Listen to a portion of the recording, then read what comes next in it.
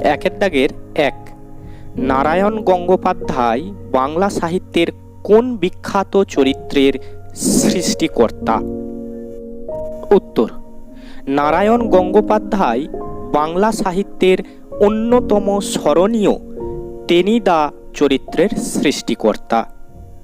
একের দাগের ২, তাঁর লেখা দুটি উপন্যাসের নাম লেখো।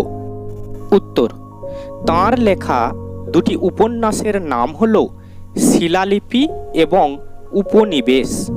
এরপর ২-এর দাগ কি বলছে না, নিচের প্রশ্নগুলির কয়েকটি বাক্যে উত্তর দাও। ২-এর দাগের ১, বনভোজনের উদ্যোগ কাদের মধ্যে দেখা গিয়েছিল? উত্তর, টেনিদা, হাবলু, প্যালা, ক্যাবলা এই ৪ মূর্তির মধ্যে বনভোজনের উদ্যোগ দেখা গিয়েছিল।